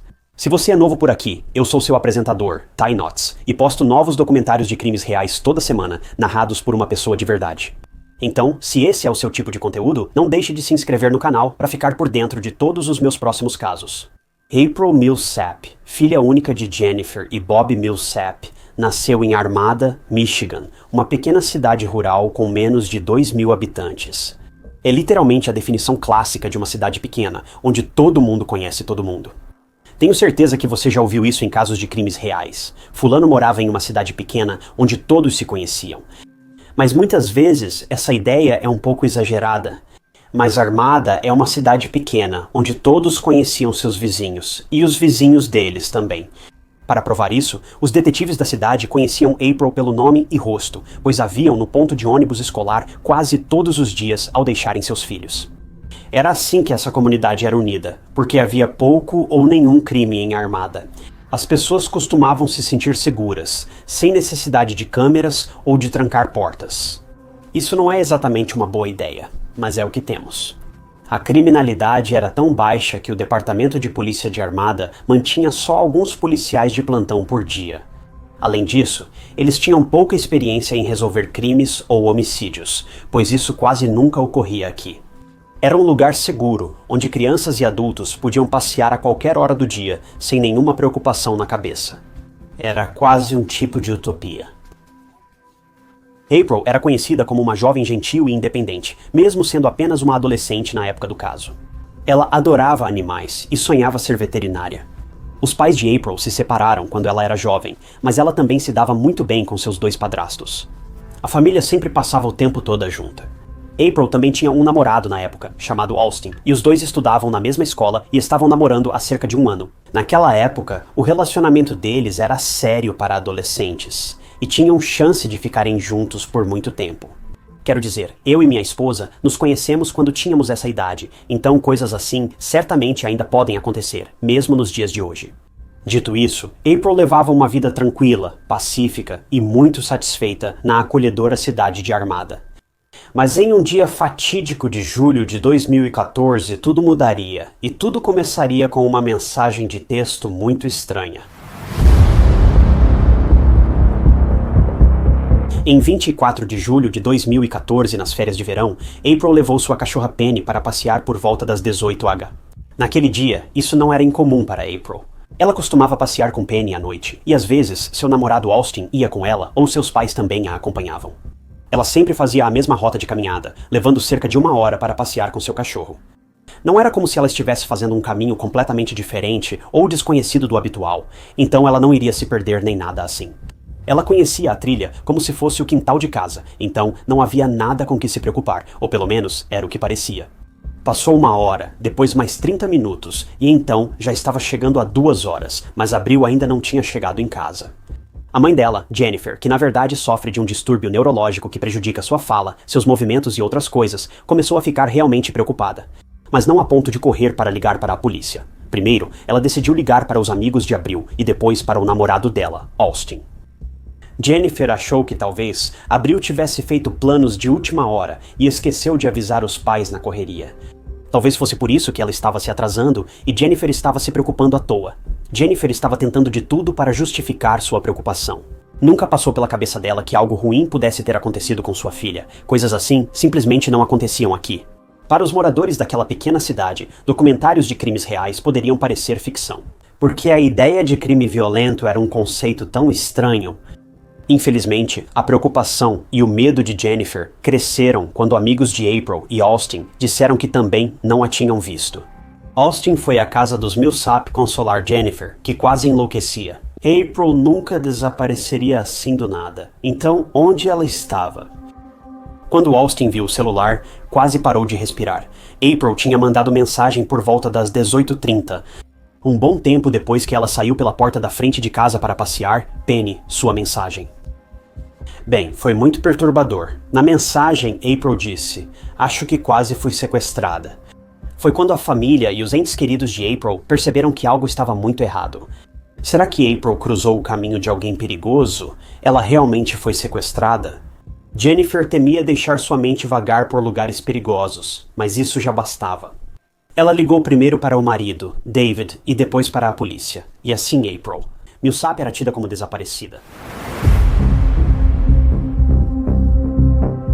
Mesmo que April tivesse sido dada como desaparecida e sua família e amigos estivessem procurando por ela em outro lugar, alguém ligou para o 911 após uma descoberta perturbadora e trágica. Quando amigos e família de April chegaram à rota diária, onde ela passeava com Penny, eles encontraram o local já tomado por luzes azuis e vermelhas. Quem fez a ligação para o 911 e o que foi descoberto? Bem, deixe-me te levar algumas horas atrás, depois que April não apareceu em casa.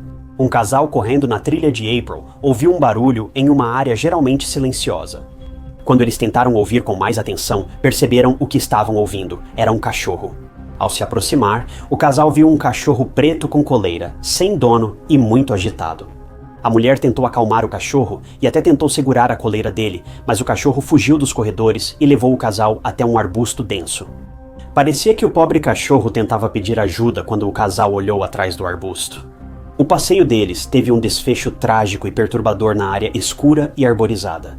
A figura pálida quase parecia um manequim, mas eles sabiam que seus olhos não estavam pregando peças neles. Não era um manequim, nunca é. Era um corpo, aparentemente de uma garota adolescente. O homem imediatamente ligou para o 190 e o resto foi um borrão. A trilha ficou cheia de detetives e policiais. Em pouco tempo, e como já havia um boletim sobre o desaparecimento de April Millsap, as coisas não pareciam boas. Tragicamente, o corpo atrás do arbusto, lá embaixo na ravina, foi rapidamente identificado como April. Ela foi encontrada descalça, com roupas amassadas, deixando claro que April lutou por sua vida. Ela tinha ferimentos de defesa e marcas estranhas no rosto e pescoço, o que inicialmente confundiu os investigadores. Essas marcas já eram estranhas, mas ao olharem mais de perto, tornaram a luta de April ainda mais assustadora. Essas não eram marcas comuns de crimes violentos. Sabe, eram marcas de sapato como cortes ou escoriações. Alguém havia pisoteado April com força total. Era devastador imaginar que April, tão pequena e delicada, fosse atacada de forma tão violenta em um lugar tão sereno. Ela quase certamente nem teria ficado em alerta quando o ataque começou. Ela estava lá fora, curtindo um dia tranquilo com seu cachorro, e agora isso. A autópsia mostrou que April teve cerca de 48 ferimentos, o que é insano. Definitivamente parecia que alguém tinha descontado toda a sua raiva em April, e por um longo tempo também, esse ataque não teria sido rápido de forma alguma. Violência desse tipo leva tempo. Mesmo que os detetives suspeitassem de um motivo perverso para o crime, April não foi abusada. Isso mostrou que April dificultou para seu agressor. E mesmo que o assassino tivesse intenções nefastas em relação a uma adolescente indefesa, ele não conseguiu o que realmente queria, mas conseguiu tirar a vida dela no final. É devastador. O Departamento de Polícia de Armada não estava preparado para lidar com um crime tão confuso. A cidade contava com poucos policiais de plantão e sabia que precisava de profissionais experientes para resolver o caso. Pegar o autor do crime e dar justiça e encerramento para April e sua família. Mesmo fora da zona de conforto, ainda deram o melhor de si. Os investigadores começaram conversando com a família de April para saber se ela tinha inimigos, um perseguidor ou algo parecido. Logo, os detetives focaram em Austin, seu namorado, pois geralmente o mais próximo da vítima é o principal suspeito. E o fato de Austin ter recebido aquela mensagem e não ter dado atenção a ela por um bom tempo só o deixou ainda mais suspeito aos olhos da polícia. April e Austin brigaram pouco antes do assassinato dela, aumentando a desconfiança da polícia sobre ele. Mas Austin tinha um álibi incontestável. Ele ajudava um amigo e depois ambos foram vistos juntos em um McDonald's próximo pelas câmeras de segurança. Os garotos foram vistos às 18h30, mesmo horário em que April enviou a mensagem. Sobre aquela mensagem, realmente é estranho que Austin não tenha feito nada a respeito. Ele nem sequer abriu a mensagem ou tentou responder. Agora, isso é bizarro, pelo menos até você saber toda a história. Veja a Armada. Por ser uma cidade pequena, quase sem moradores, o serviço de celular não era bom. Enquanto ajudava seu amigo e comia no McDonald's, Austin não viu a mensagem porque nunca a recebeu. Enquanto acredita-se que April tenha enviado essa mensagem às 18h30, Austin nem sequer tinha sinal de celular até muito tempo depois, então ele recebeu essa mensagem muito tempo depois que April a enviou. No final, Austin foi liberado porque os detetives tinham certeza de que ele não estava mentindo, e ele claramente não estava no local onde April foi atacada e assassinada. Os investigadores precisaram voltar ao início para buscar novas pistas ou algo que haviam ignorado, e de fato deixaram algo passar. O celular da April, onde estava? Eles achavam que achar o celular dela ajudaria a montar a linha do tempo e esclarecer o caso. Eles não sabiam que o celular dela revelaria o caso e levaria alguém à prisão perpétua. A polícia localizou rapidamente o celular da April, que estava a cerca de 1 quilômetro da cena. Para a polícia, isso era o maior prêmio. Os peritos forenses acharam um app de exercícios no celular e decidiram verificar. Era um aplicativo comum de saúde. Ele mede velocidade de caminhada, frequência cardíaca, passos e calorias. Eles buscavam qualquer pista que levasse ao assassino de Abril ou a informações úteis, e felizmente encontraram. Veja, por volta das 18h30, a velocidade de Abril aumentou significativamente no aplicativo. Isso mostrava que ela tentava despistar o sequestrador. O aplicativo mostrava que ela estava a pé, mas na verdade andava rápido ou corria. Depois, a velocidade aumentou tanto que ficou impossível para um humano. April, mesmo correndo, não poderia ter acelerado tão rápido sem um veículo. A velocidade era igual a de um carro ou moto.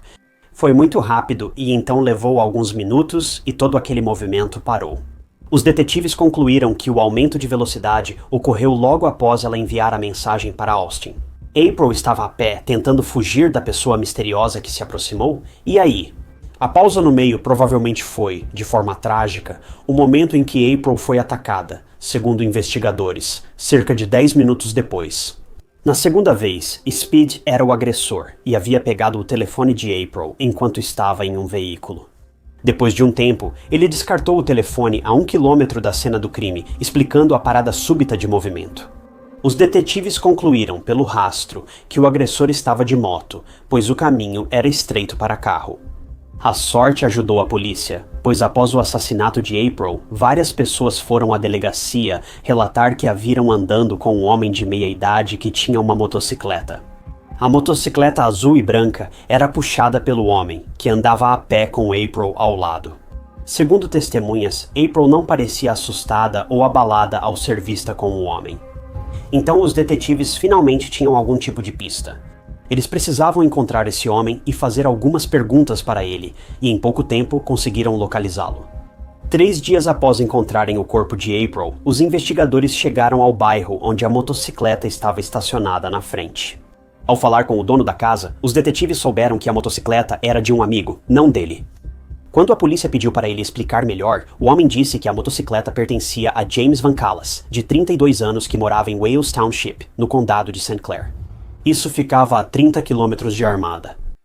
Com isso, os detetives foram direto para Wales Township.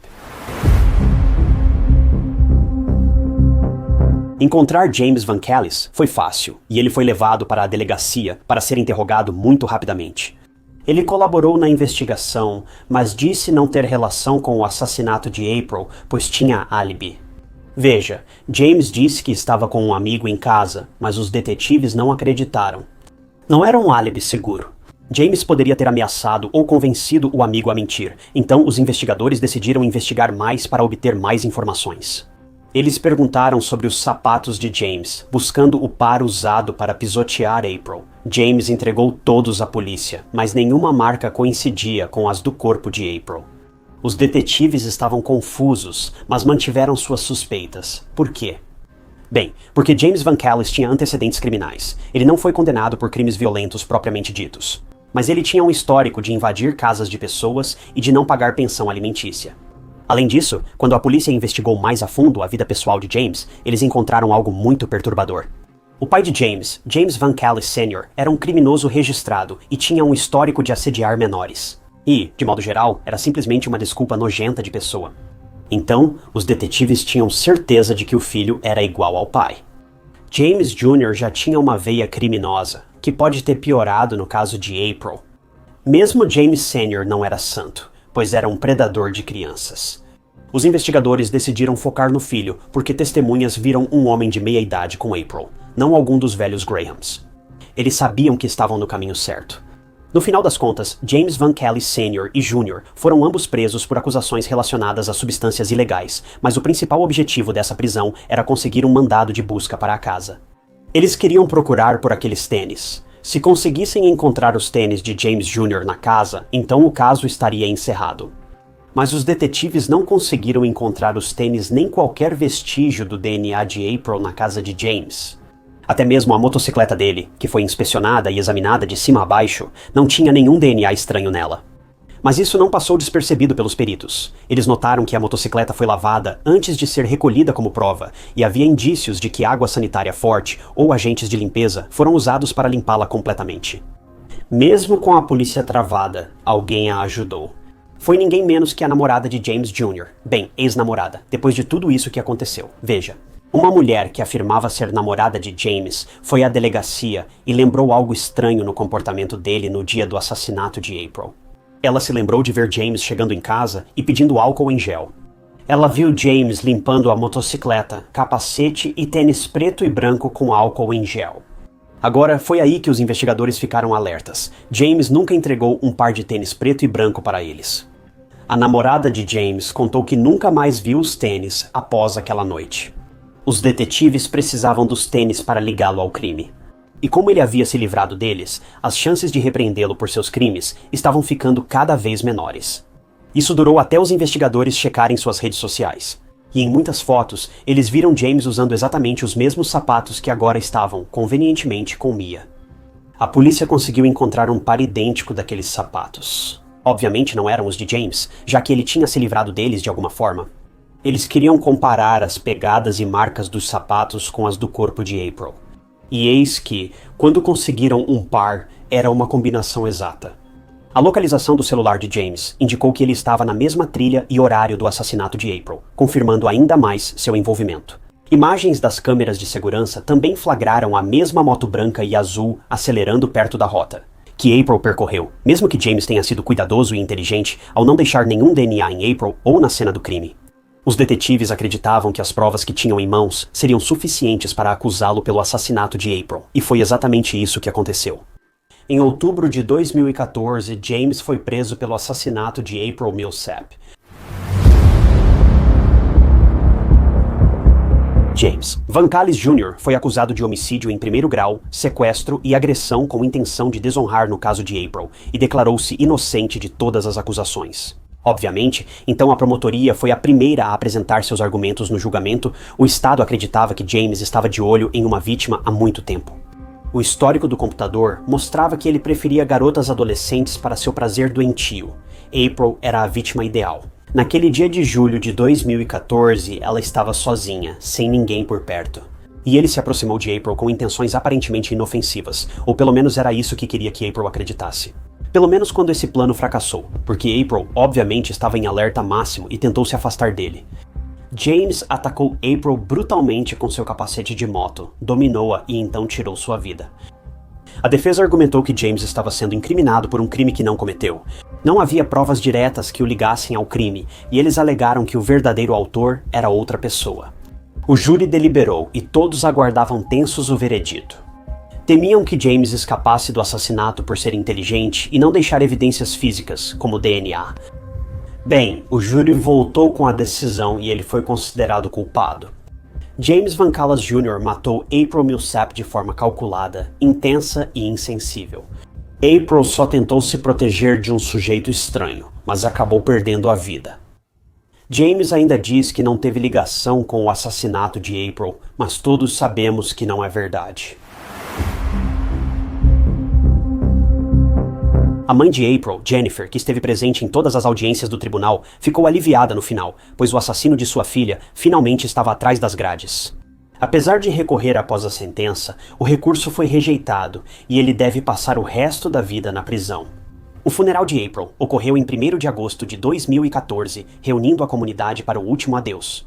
Há uma jovem animada, cheia de vida e com o futuro pela frente. Fitas rosas foram amarradas em postes, árvores e cercas por toda parte, deixando uma lembrança de Abril ao sepultá-la, já que rosa era sua cor favorita. Essa foi a melhor forma de lembrá-la após sua perda tão repentina e desnecessária. Quero falar também sobre a cachorrinha amada de Abril, Penny. Ela ficou ao lado dela até o fim. Talvez, por causa de Penny, o monstro que perseguia Abril tenha tido dificuldade em cumprir seu objetivo. Penny estava com Abril, sua melhor amiga, mesmo depois de perder a vida. Por causa de Penny, o corpo de Abril foi encontrado rápido e os detetives puderam agir. Se não fosse por Penny, há uma grande chance de que Abril nunca tivesse sido encontrada. Penny era realmente a melhor amiga de Abril em todos os sentidos. No fim, ela salvou a família, pois sem ela o caso não seria resolvido. Mas graças a ela, esse homem repugnante agora está preso e nunca mais vai machucar ninguém. Penny já faleceu há muito tempo, mas seus esforços não só para salvar sua melhor amiga, mas também para ajudar alguém a encontrar seu corpo, não serão esquecidos tão cedo. Jennifer, mãe de April, nunca será a mesma. Jamais pensou que April seria tirada dela, nem nos sonhos mais loucos. Uma garota muito gentil e generosa, e realmente era. Por isso precisamos manter quem gostamos sempre por perto todos os dias. Porque você nunca sabe se hoje pode ser sua última chance.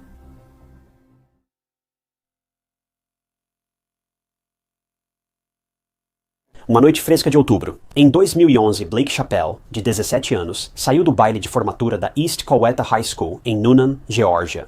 Sentindo-se no topo do mundo, ele tinha o terno perfeito, o par perfeito e o que parecia ser a noite perfeita. Poucas horas depois, essa alegria virou um dos assassinatos não resolvidos mais assustadores da Geórgia. Blake nunca chegou em casa e, em vez disso, desapareceu na noite, sendo encontrado semanas depois, assassinado em circunstâncias misteriosas. Mas quem poderia ter feito isso? E por que sua vida foi interrompida logo após a noite mais feliz de sua juventude? E como esse caso de crime real só está sendo resolvido agora, depois de mais de uma década? Esta é a história assombrosa do desaparecimento e assassinato de Blake Chappelle, um caso que deixou os investigadores perplexos e perturbou a comunidade.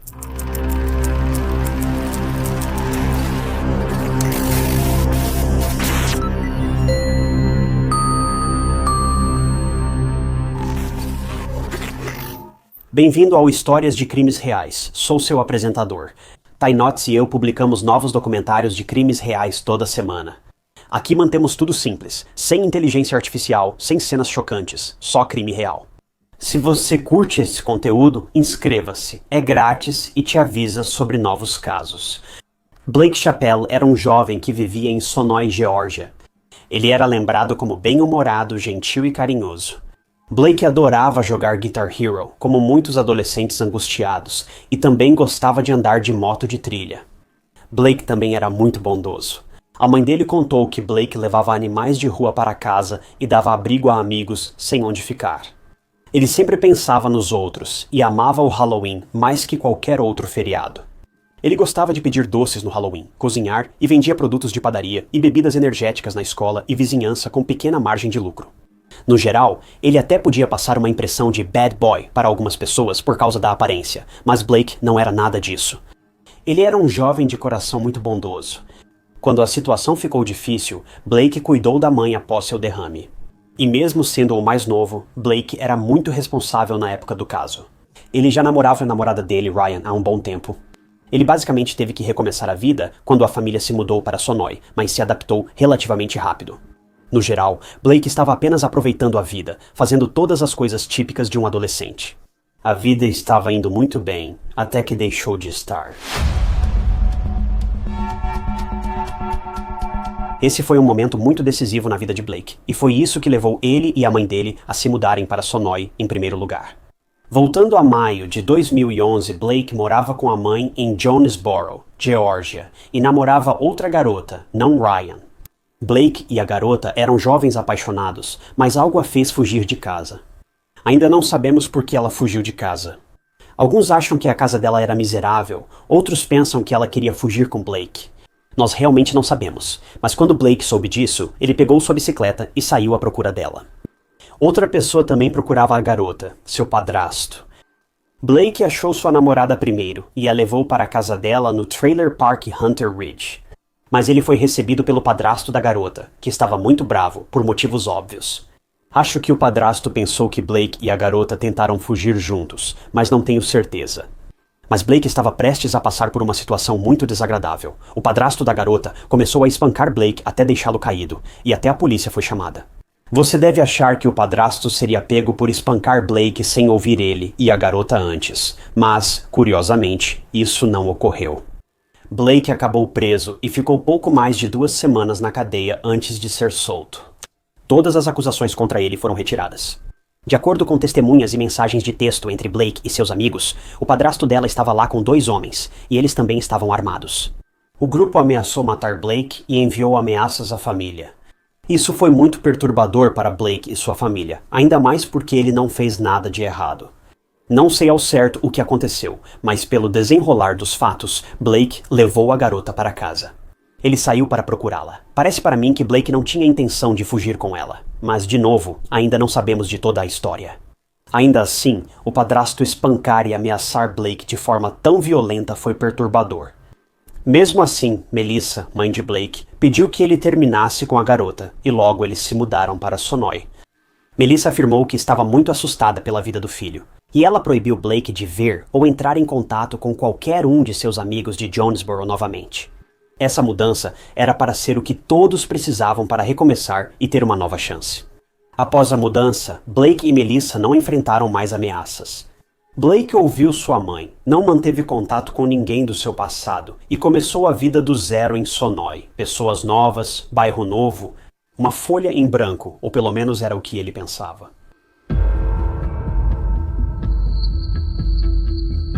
5 meses após o incidente, era outubro de 2011.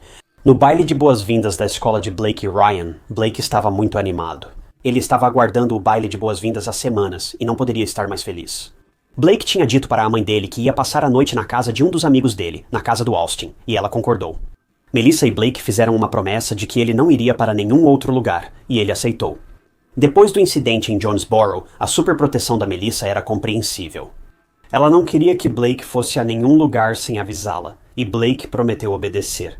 O plano era ir à casa do Ryan antes do baile para tirarem fotos juntos.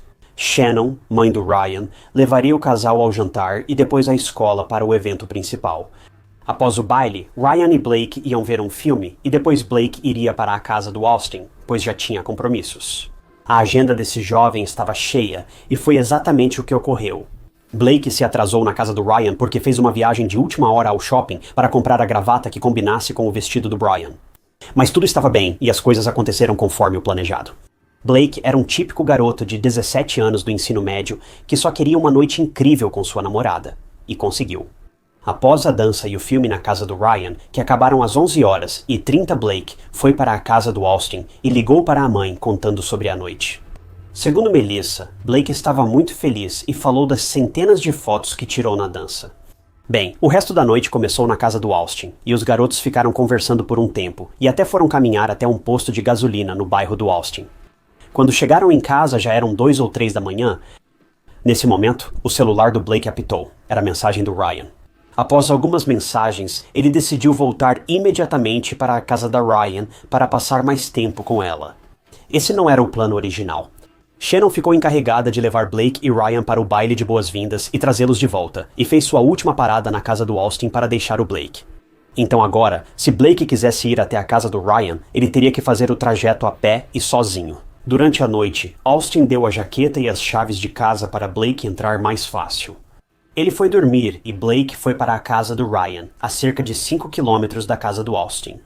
Ele chegou à casa do Ryan às 4h30 da manhã e entrou pela janela sem ser pego.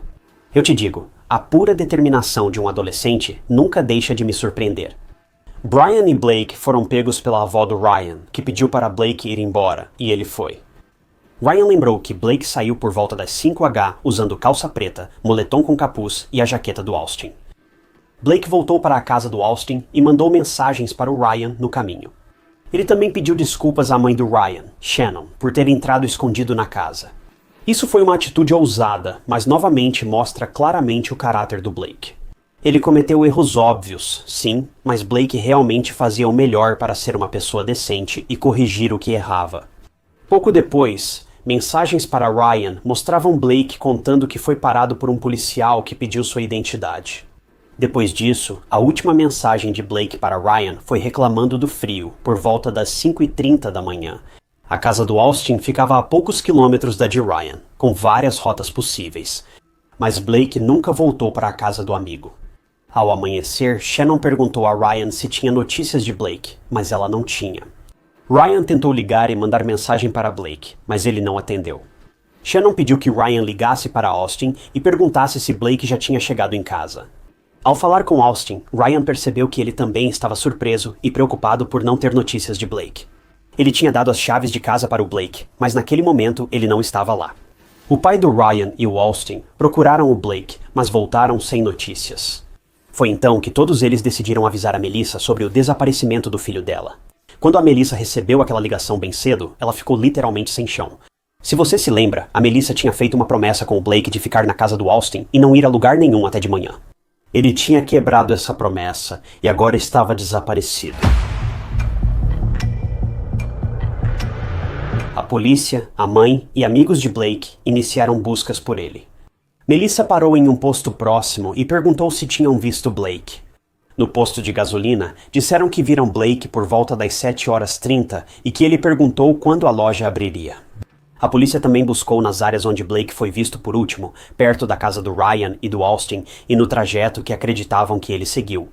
Enquanto isso, os investigadores também começaram a verificar as últimas mensagens e qualquer forma de contato que o Blake teve com qualquer pessoa. Eles verificaram as mensagens do Blake enviadas para o Ryan e para a Shannon, e o que mais chamou a atenção deles foi a mensagem em que ele mencionava que foi parado por um policial quando estava indo da casa do Ryan de volta para a casa do Austin. A polícia checou os registros recentes e não encontrou nenhum policial de plantão parando um garoto de 17 anos naquele trajeto e horário. Normalmente, quando um policial para alguém e pergunta para onde a pessoa está indo e tudo mais, ele precisa registrar isso. É assim que as coisas funcionam, é o procedimento padrão. Então, o fato de não haver registro de que Blake foi parado naquele momento incomodou a polícia e todo mundo. O policial poderia só estar perguntando casualmente a Blake para onde ia. Blake tinha certeza de que o homem que o abordou e pediu sua identidade era realmente um policial ou apenas fingia ser um. Isso era realmente bizarro. Bem, num piscar de olhos, dias, semanas e meses se passaram e não havia sinal de Blake.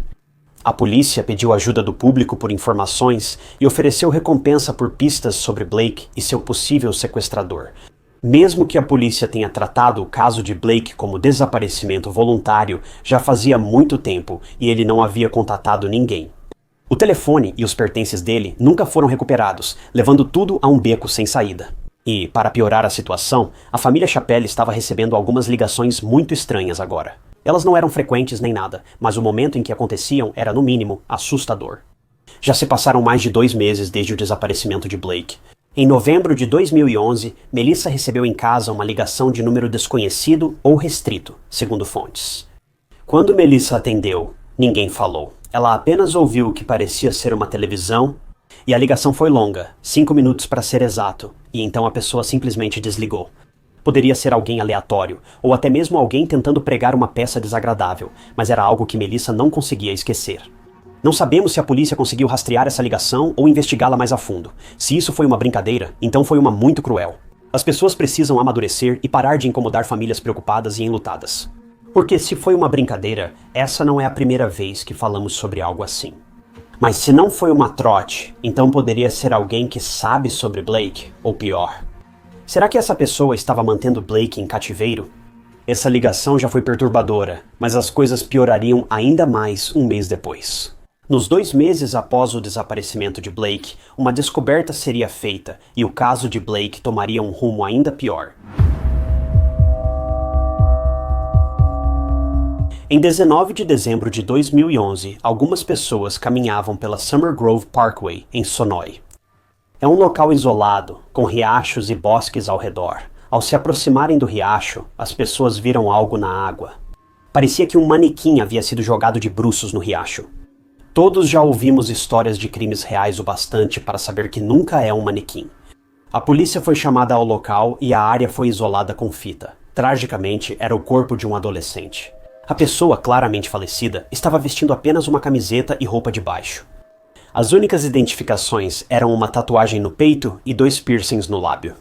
Era Blake Chappelle, de 17 anos. O mais devastador foi a forma como ele morreu. Ele tinha um único ferimento na cabeça e alguém usou uma arma de fogo para tirar a vida de Blake. No entanto, a polícia não tinha certeza de quanto tempo Blake havia sido deixado aqui no riacho.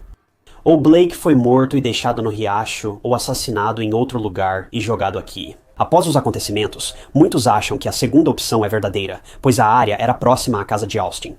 Você deve se lembrar que buscas também ocorreram lá nos primeiros dias do desaparecimento de Blake. Nós não sabemos se essa área específica foi vasculhada completamente ou não, mas a família de Blake foi informada da descoberta. 2 meses após o desaparecimento do filho, Melissa descobriu onde Blake foi encontrado. Mas infelizmente ele não voltaria para casa. Melissa estava completamente devastada. Ela sempre foi muito protetora com Blake, principalmente por ele ser o caçula e também por causa do incidente de Jonesboro. Ela fez de tudo para manter Blake seguro e permitir que ele aproveitasse a vida. Agora, Melissa havia perdido seu filho mais novo de forma repentina e brutal, ficando inconsolável. Mas ela também queria respostas. Ela queria que o assassino de Blake fosse capturado e punido, então foi exatamente isso que ela decidiu fazer. Apesar da determinação de Melissa, achar o assassino de Blake seria mais fácil falar do que fazer. E, spoiler, demoraria muito até conseguir algumas respostas. A polícia queria analisar suspeitos. Queriam saber quem tinha tanta animosidade contra Blake para assassiná-lo e arruinar sua família assim. Até então, a polícia só sabia que Blake foi à casa de Ryan e depois voltou para a de Austin. Algo aconteceu com ele no caminho de volta para a casa de Austin. Isso era praticamente tudo o que eles sabiam com certeza. Mas aqui está o problema. A polícia, e qualquer outra pessoa, na verdade, não tem certeza de qual caminho Blake fez naquela noite. Encontrar a resposta tornaria a investigação muito mais fácil de conduzir.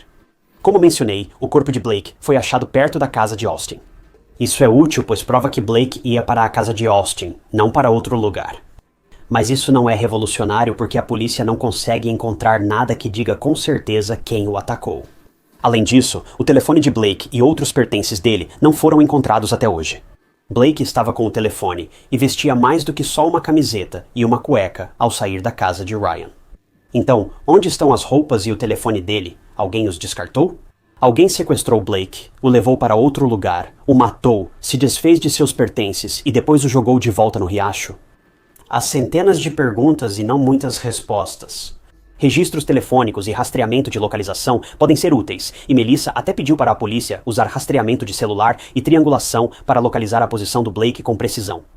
Mas não sabemos se a polícia fez isso ou não, e se fez, não tornou essa informação pública. As autoridades policiais foram reservadas sobre os detalhes, o que é compreensível. Provavelmente eles não querem arriscar que o suspeito fuja. Mas ainda assim, como Blake desapareceu e depois foi encontrado, é realmente assustador e muito perturbador. Naquela época era inexplicável e continua sendo. O funeral de Blake ocorreu logo após acharem seu corpo no riacho. Ele foi sepultado em 29 de dezembro de 2011. Todos estavam de coração partido e ainda chocados com a forma como esse crime ocorreu. Há teorias sobre os motivos da morte de Blake, mas lembre-se, são apenas suposições de pessoas na internet. Não são teorias oficiais da polícia. Alguns suspeitam que o padrasto da ex-namorada de Blake, que o espancou em Jonesboro em maio de 2011, ameaçou claramente matá-lo. Mas não sabemos se a polícia investigou isso ou não. Algumas pessoas também desconfiavam de Austin. Eles estranham que os restos de Blake foram achados tão perto da casa de Austin. Não sabemos se havia problemas entre os amigos, e só a polícia pode esclarecer algo com certeza. Mas, como o destino quis, a família de Blake estava prestes a obter algumas respostas. Talvez não da forma que eles esperavam. Até pouco tempo, todos apontavam o dedo. Era um caso não resolvido. Poderia ter sido qualquer um na vida de Blake, até uma pessoa aleatória na rua com más intenções. As pessoas desconfiavam dos colegas de escola de Blake, dos amigos dele, das pessoas que ele encontrava na rua e até de pessoas do passado dele. Eles sugeriram que clientes insatisfeitos do negócio de bebidas energéticas do Blake ou rivais das corridas de bicicleta poderiam estar envolvidos. Alguns até desconfiavam da namorada do Blake, Ryan, da família dela e até do Austin. A questão é que o caso do Blake não tinha muitas pistas, então havia muita especulação por toda parte. A polícia estava conduzindo a investigação e também analisando as novas pistas e informações à medida que o tempo passava. Mas isso durou mais de 10 anos, o caso do Blake ficou sem solução por mais de uma década. Consegue imaginar estar no lugar da Melissa e viver assim por mais de 10 anos? Sem saber por que seu filho foi tirado de você, ou nem mesmo quem fez isso.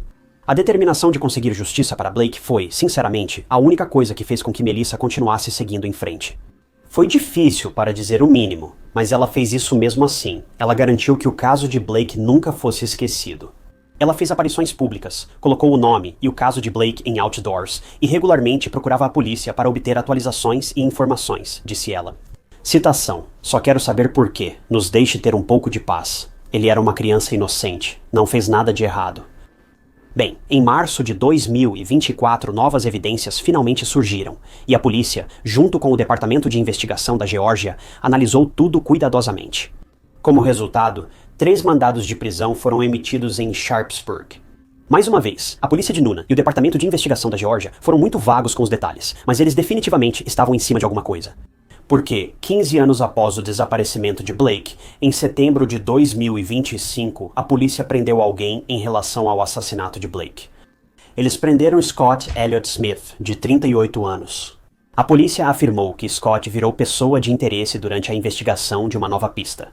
Ele não tinha sido investigado quando Blake sumiu e foi achado em 2011. Quando a polícia interrogou Scott, ele confessou ter matado Blake, de 17 anos.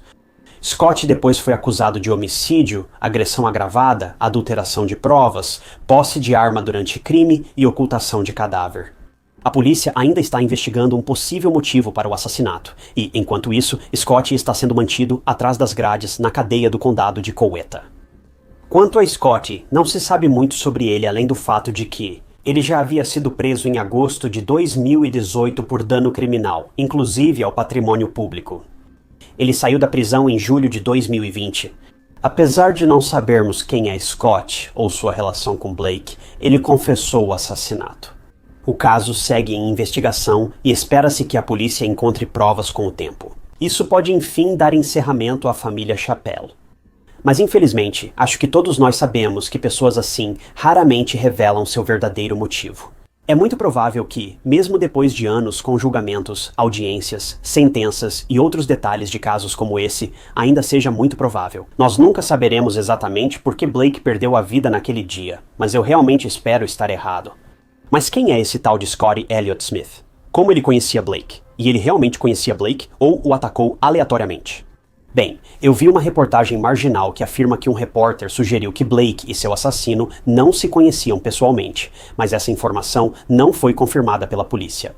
Tudo o que sabemos com certeza é que Scott era 7 anos mais velho que Blake, mas como eles entraram em contato naquela noite, talvez nunca saibamos. Nos meses desde que esses relatos e confissões vieram à tona, houve muita troca de acusações online. Alguns dizem que o crime envolveu substâncias ilegais, mas não vi nada indicando que Blake estivesse ligado a isso. Achei comentários da família de Blake após a divulgação do relatório. Eles falaram bastante sobre ele em um post no Reddit.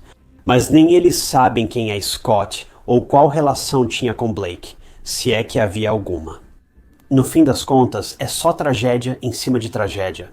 Espero que com o tempo, a família de Blake encontre as respostas que procura. Porque 15 anos isso já é tempo demais.